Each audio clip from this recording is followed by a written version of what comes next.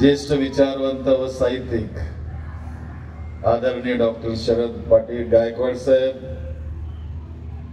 स्वागताध्यक्ष आदरणीय डॉक्टर विकासजी निकम,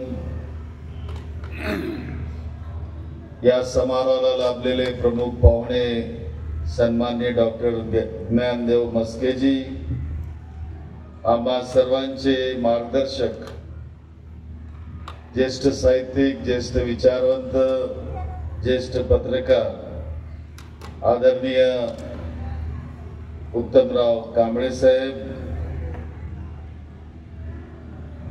इंद्रायणी विद्या मंदिर संस्था तळेगावचे सचिव आदरणीय श्री चंद्रकांत शेटेजी,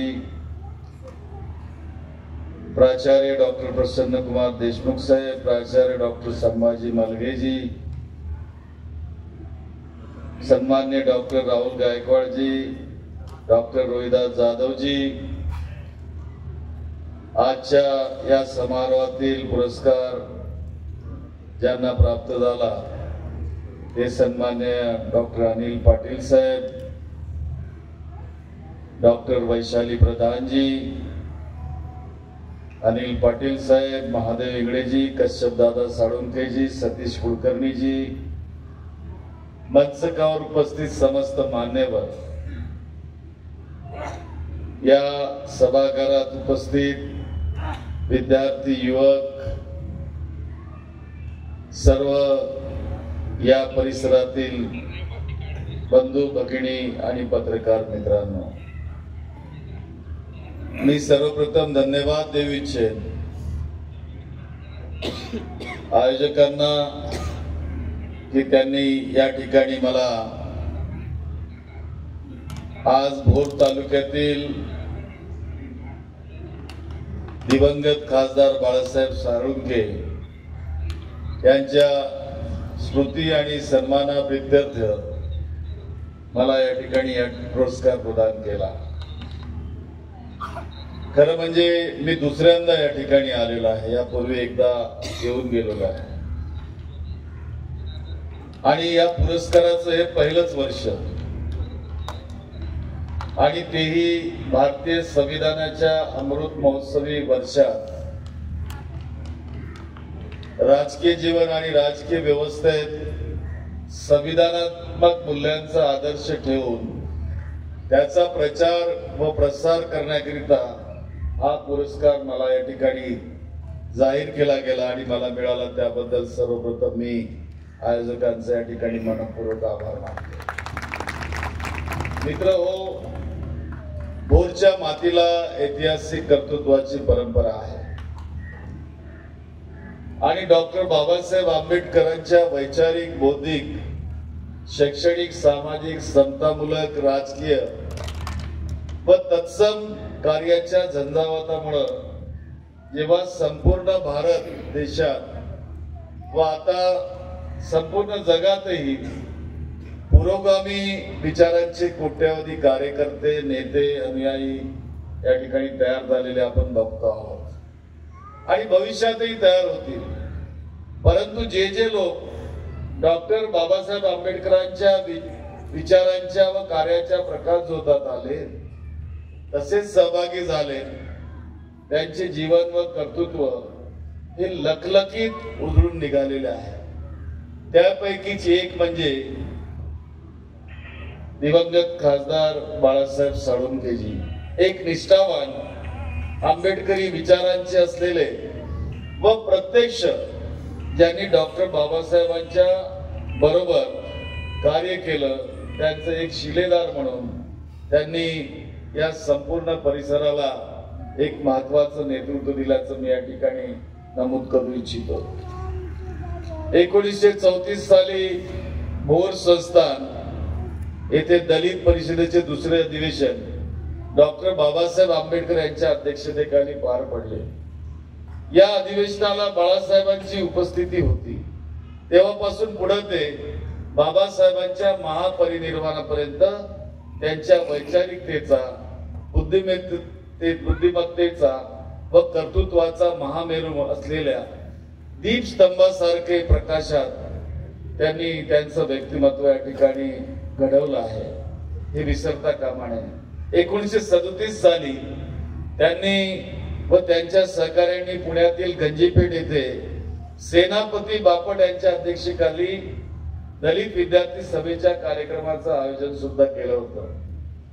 1938 साली गंजपेठेत कामगारांसाठी मोफत रात्रशाळा सुरू करून 1939 साली पुणे येथे भोर संस्थान अस्पृश्य हित संरक्षक मंडळाची स्थापना केली होती.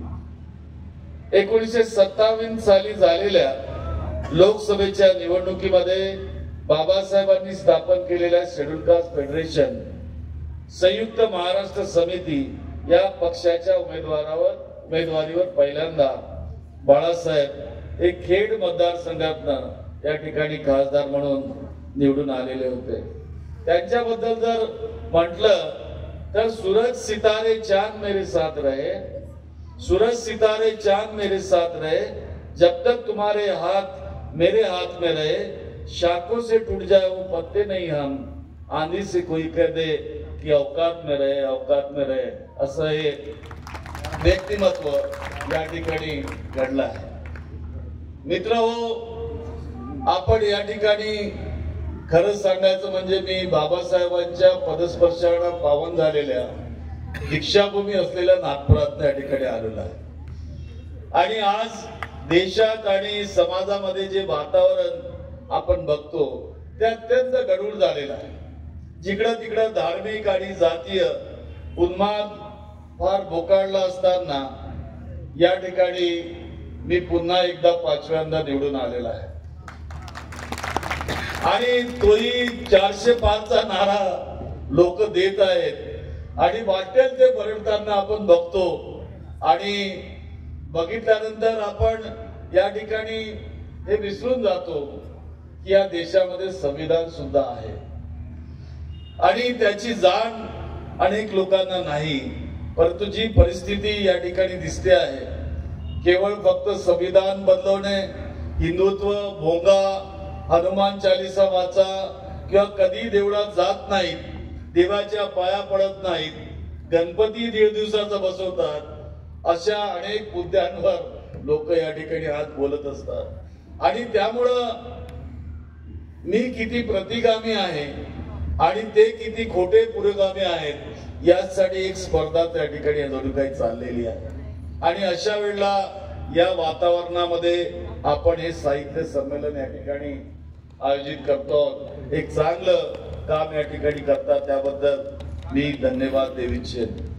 परंतु सामान्यांचे प्रश्न, सामान्यांची परिस्थिती देशात जे चालत आहे त्यावर कुठेही असं काही बोलल्याचं मला या ठिकाणी दिसत नाही. खरं म्हणजे आज 15 डिसेंबर 1952 ला, आजच्याच दिवशी म्हणजे 15 डिसेंबर आज आहे, 1952 ला मुंबई येथील एल्फिस्टन कॉलेजमध्ये बाबासाहेब गेले होते. त्यांना बोलावलं होतं, त्यांचं भाषण होतं त्या ठिकाणी. आणि भाषणामध्ये ते त्या ठिकाणी म्हणाले की मी गेले 4 वर्ष या महाविद्यालयात शिक्षण घेतलं, परंतु शिक्षणाचा माझा हा प्रवास सुखद नव्हता. कॉलेजमधील सवर्ण विद्यार्थ्यांसोबत इंटरॅक्शन करायला आवडत नव्हते, कारण सवर्ण विद्यार्थ्यांच्याशी मी घाबरत वगैरे होतो असातला भाग नाही. माझा पेहराव हा सामान्य होता, त्यांचा पेहराव हा खूप मोठा श्रीमंतासारखा होता आणि कुठेही बरोबरीचं असं वातावरण नव्हतं. आणि एक भेदभाव त्यामध्ये की आपण यांच्याशी बोलू नये असा प्रकार होता. त्यामुळे मी त्या ठिकाणी दूर राहणं पसंत केलं. तर जे त्या वेळेला घडत होतं त्याच्यापेक्षा वेगळं आज या ठिकाणी काही नाही. आपण बघतो की 10 डिसेंबरला एक मोर्चा निघतो हिंदू विराट समाजाच्या नावानं, सकल हिंदू. आणि निघतो कशासाठी तर हिंदू अल्पसंख्याक बांगलादेशात जे मारले जात आहेत किंवा त्यांच्यावर जो हिंसाचार होतो त्यासाठी तो मोर्चा निघतो. मला कळत नाही की काही दिवसापूर्वी डिजिटलचे प्रोडक्ट मी वापरतो का? संभाजीनगर येथे, औरंगाबाद येथे, पैठण या ठिकाणी ज्या मातंग समाजाच्या ऊसतोड कामगारांना मारहाण केली, काय ते हिंदू नव्हते काय? त्याविषयी मोर्चा निघताना मला दिसला नाही. देशाच्या दिल्लीच्या वेशीवर जो शेतकरी त्या ठिकाणी मोर्चा काढून उभा आहे, त्याच्यावर गोळ्या झाडण्याचा, अश्रुधूर जाळण्याचा प्रकार घडतो. ते हिंदू नाहीत, ते शीख समाजाचे नाहीत. आणि हे जेव्हा सकल हिंदू लिहितात त्या ठिकाणी, त्यामध्ये ब्रॅकेट मध्ये लिहितात बौद्ध, शीख आणि जैन. अहो, ज्या लोकांच्या बद्दल तुम्ही लिहिता त्याचा सन्मानच त्या ठिकाणी होऊन तयार केला स्वतः, आणि तो सन्मान करायला तुम्हाला ज्यांनी शिकवलं त्याचं संविधान नेमकं त्या मोर्चाच्या झाल्यानंतर अर्ध्या तासात भारतीय संविधानाची मोडतोड केली जाते. आणि मोडतोड केली गेल्यानंतर ते संविधान या देशाचं आहे, आपण या देशाचे नागरिक आहोत म्हणून कुणी एक शब्दही बाहेर काढत नाही. केवळ बौद्ध समाज त्या ठिकाणी आवाज उठवायला निघाला, शांततेने निषेध करायला निघाला. तोंडाला कापड बांधून, रुमाल बांधून, बंद टोपी घालून ज्यांनी दगडफेक केली त्यांना यांनी कुणी शोधलं सुद्धा नाही. आज एक मुलगा मरण पावला दुर्दैवी. त्यामध्ये एका मुलाला, एका व्यक्तीला 4-4, 5-5 पोलिसांनी मारलेला आहे. एका महिलेला तर 5-5 पोलिसांनी अशा पद्धतीने मारला आहे की तुम्ही मला सांगायला सुद्धा लाज वाटेल. जे तिच्या शरीराचा कोणताही भाग सुटलेला नाही. हे या देशात कसं घडते हो? आणि तुम्ही संविधानावर चर्चा सभागृहात करता, देशाच्या उच्च सभागृहामध्ये, संसदेमध्ये करता, आणि त्यावर एक शब्द सुद्धा बोलला जात नाही. सुरुवात कशी होते त्या ठिकाणी की या देशाचं संविधान, खरं म्हणजे अपेक्षित असं होतं की संविधान निर्मात्याचं नाव घेतलं पाहिजे त्या ठिकाणी, परंतु संविधान निर्मात्याचं नाव त्या ठिकाणी घेतलं जात नाही. आणि सांगितलं जातं की पंडित मदन मोहन मालवीय, लाला लजपत राय सारख्या अनेक लोकांनी या ठिकाणी ज्या सूचना केल्या होत्या त्यावर हे संविधान आधारलेलं आहे. मला कळत नाही, माहिती करून घेतली पाहिजे उत्तमराव, की पंडित लाला लजपत राय सायमन कमिशन ज्या वेळेला आलं त्यावेळेला त्या आंदोलनात सहभागी झाले होते आणि त्यांच्यावर ब्रिटिशांनी जे त्यावेळेला लाठीचार्ज केला त्यामध्ये त्यांचा मृत्यू झाला 1928 साली. आणि संविधान कधी आपलं आलं? म्हणजे अशा प्रकारे यांनी एक, जसं संघाचा प्रचारक जसा प्रचार करतो त्या पद्धतीचा प्रारंभ त्या ठिकाणी यांचे मंत्री राजनाथ सिंह करतात. मला सांगा असं वाटतं कि नादान हुक्मरानो, तुम ईमान पर चलो और ये बुआबाजी छोड़कर विज्ञान पर चलो. अरे एक दिन अमेरिका से भी आगे होगा ये देश, अरे एक दिन अमेरिका से भी आगे होगा ये देश. शर्त ये है कि तुम बाबा साहब के संविधान पर चलो, बाबा साहब के संविधान पर चलो. बता दो जहां को कि ये नीला दिशा है, बता दो जहां को कि ये नीला दिशा है. कोई कब्र पर ढकने की चादर नहीं. अरे बचाने संविधान को हम मर मिटेंगे, हम मर मिटेंगे, क्योंकि भीम की संतान कायर नहीं, क्योंकि भीम की संतान कायर नहीं. आज संविधानाबद्दल केवळ आम्हीच लोक या ठिकाणी बोलतो आहोत. या ठिकाणी डॉक्टर मस्के साहेब बोलताना म्हणाले की संविधानामध्ये स्पष्टपणे सांगितलं आम्ही भारताचे लोक, we the people, for the people, of the people. म्हणजे कोण? आम्ही भारताचे लोक. सभागृहात संसदेत बोललं जातं हिंदुस्तान, अरे ज्या संविधानानं या देशाला नाव दिलं, ज्या संविधानाला या देशाने स्वीकारलं, त्याच्याबद्दल बोलायला आपण तयारच नाही. आणि मग काय लिबर्टी, इक्वॅलिटी, फ्रॅटर्निटी कशी प्रस्थापित कराल तुम्ही? तुम्हाला जर प्रस्थापित करायचं आहे तर मग तुम्हाला या सर्व बाबतीमध्ये या ठिकाणी लक्ष द्यावं लागेल. आज गरीब मरतो आहे, त्याला धर्माची अफू टाकून त्यांना भुलवत चालले आहात आपण. बेकारांचे प्रश्न मांडले जात नाही, महागाईचे प्रश्न मांडले जात, चर्चा सुद्धा होत नाही. शिक्षणात आपण कुठे चाललेलो आहोत? बाबासाहेबांनी सांगितलं म्हणून ठीक आहे की आपण शिक्षणामध्ये पुढे चाललेलो आहोत, शिकायला लागलो. पण ज्यांनी शिक्षणच घेतलं नाही, मुळात अजूनही आपली परंपरा सोडली नाही मैला डोण्याची, त्यांच्याबद्दल काय करायचं याच्यावर चर्चा सुद्धा होत नाही. मी आपणास सांगू इच्छेन की आपण ज्या कामासाठी मला पुरस्कार दिला, 2018 साली मला काँग्रेस पक्षानं अखिल भारतीय काँग्रेस कमिटीच्या अनुसूचित जातीचा विभागाचा अध्यक्ष केला. पहिलं संविधानावरचं संमेलन दिल्लीमध्ये तालकटोरामध्ये केवळ 15 दिवसात मी भरवलं होतं, सेव्ह कॉन्स्टिट्यूशन सेव्ह नेशन म्हणून. आणि त्यानंतर दर वर्षाला 26 नोव्हेंबरला संविधान दिवसाला पंडित जवाहरलाल नेहरू स्टेडियमवर केलं. त्यानंतर संसदेवर हल्ला बोल केला संविधानाच्या बाबतीमध्ये.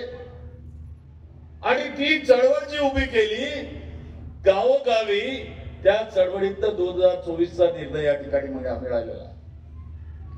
आपण या देशाला संविधानाची गॅरंटी देतो, संविधानाबद्दल या ठिकाणी बोलतो, पण बोलत असताना आणि वागण्यामध्ये जमीन अस्मानचा फरक आहे.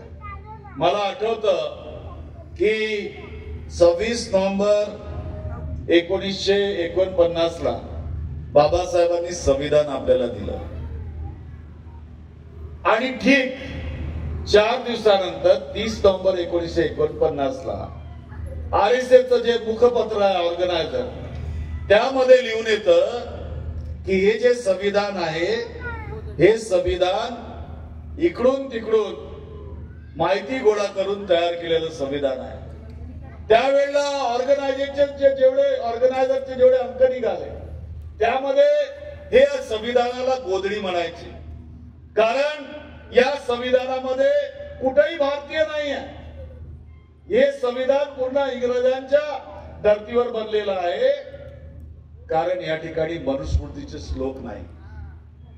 ज्या मनुस्मृतीने या देशाच्या स्त्रीला दुय्यम दर्जा दिला, या देशाच्या मनुष्याला दुय्यम दर्जा दिला, त्याला यांनी कधी स्वीकारलं नव्हतं. मनातून यांनी स्वीकारलं नाही. आणि आज हे सांगतात की या ठिकाणी आम्ही संविधानाबद्दल बोलतो आहोत, संविधानावर चर्चा करतो आहोत. त्या ठिकाणी बोलत असताना त्यांनी भगतसिंगचं नाव घेतलं. भगतसिंगाचं 10-12 लेख त्या काळातले मला वाटतं त्यामध्ये संविधानाबद्दलच्या बाबी आहेत. परंतु वीर सावरकरांचं काय काम त्या ठिकाणी? ते वीरच नाही तर मुळात जे पळपुटे आहेत, ज्यांनी क्षमा मागितली इंग्रजांची, श्यामा प्रसाद मुखर्जींचं काय काम आहे? आणि सांगताना असं सांगतात की जी प्रास्ताविका त्या ठिकाणी आहे त्यामध्ये अजेंडाची पेंटिंग आहे आणि त्या पेंटिंग मध्ये कमळाचं फुल आहे. वाह, काय म्हणावं यांच्याबद्दल. हे पक्षाचा प्रचार करायला निघाले, आपल्या विचारांचा प्रचार करायला निघाले की संविधानावर चर्चा करायला निघाले, याचा विचार निश्चितपणे होणं आवश्यक आहे. मला तरी वाटतं की परभणीची घटना ही संविधानाची प्रक्रिया बदलवण्याच्या घटनेशी संबंधित आहे. आपण काही म्हणा, आणि कालची यांची भाषण, पंतप्रधानांचं भाषण, आता म्हणाले मी 11 संकल्प करतो. 1-2 संकल्प मी सांगू इच्छेन की मी या देशात भ्रष्टाचाराचा समूळ नाश करेल. मग महाराष्ट्राची मागची सरकार जी होती ती कोणती होती? ज्यांनी पक्ष तोडले त्यांची सरकार बनवली. हे संविधानाला धरून होतं काय? ज्यांना या पुण्यामध्ये येऊन तुम्ही म्हणालात की 75,000 कोटीचा भ्रष्टाचार केला, त्यांची सरकार तुम्ही बसवली आणि म्हणता समोर नाश करणार. पोटात एक आणि ओठावर दुसरं. त्या ठिकाणी म्हणतात की परिवारवाद चालला. अरे जिनके घर शीशे के होते वो दूसरों के घरों पे पत्थर नहीं मारते. असे हे लोक. दिल्लीमध्ये संविधान जाळलं गेलं, त्यावर एक शब्द यांनी काही म्हटलेला नाही. आणि त्यामुळं मला तरी वाटतं की खऱ्या अर्थानं परभणीची घटना असो, दिल्लीची घटना असो, हा जर आपण संविधानाचा अपमान समजत असू तर हा संविधानाचा अपमान जसं समजतो तसा हा देशाचा सुद्धा अपमान आहे. आणि देशाचा अपमान जर होत असेल तर अशा परिस्थितीमध्ये आम्हाला निश्चितच विचार करावा लागणार आहे. आणि ही मानसिकता जी या ठिकाणी निर्माण झाली त्याबद्दल विचार करायला लागणार आहे. मी धन्यवाद देऊ इच्छेन आपणा सर्वांना, कारण बरेच वेळचे भाषण सुरू आहेत. आणखी लोक बोलतील की आपण माझा सन्मान या ठिकाणी केला. निश्चितच माझा प्रयत्न राहणार आहे आणि मी सातत्यानं करत आलेलो आहे. बाबासाहेबांच्या विचारांना घेऊन चालण्याचा कार्यक्रम केला. मी मंत्री असताना मला जी खाती मिळाली त्यामध्ये त्यांच्या नावाने एखादी योजना आणता येते का त्याचा प्रयत्न मी केलेला आहे. ऊर्जा खातं असताना डॉक्टर बाबासाहेब आंबेडकर प्रकाश योजना आणली. माझ्याकडे रोजगार हमी असताना मी गाव तेथे वृक्ष लागवड करण्यासंबंधी रोपवाटिका तयार करायची. प्रत्येक गावाच्या ग्रामपंचायतीमध्ये ग्रामपंचायत तेथे रोपवाटिका डॉक्टर बाबासाहेब आंबेडकरांची आणली. असे अनेक काम या ठिकाणी सातत्याने करत आलो. आणि त्याला कारणच असं आहे की मी आज या ठिकाणी तुम्ही माझा जो सन्मान केला, बाबासाहेबांनी या देशाला संविधान दिलं नसतं आणि संविधानात निवडणूक प्रक्रिया घडली नसती आणि लोकशाहीच्या या प्रक्रियेतनं मी निवडून आलो नसतो तर मला आपल्या मनातले विचार सभागृहात मांडता आले नसते, कृतीत आणता आलं नसतं आणि तुम्ही माझा सन्मानही केला नसता. त्यामुळं मला या ठिकाणी सांगावं असं वाटतं कि रुतबा मेरे सर को तेरे संविधान से मिला है, ये सम्मान भी मुझे तेरे संविधान से मिला है. औरों को जो मिला वो मुकद्दर से मिला है, हमें तो ये मुकद्दर भी संविधान से मिला है, तेरे संविधान से मिला है. एवढंच सांगून आपली रजा घेतो. धन्यवाद. जय संविधान, जय भीम.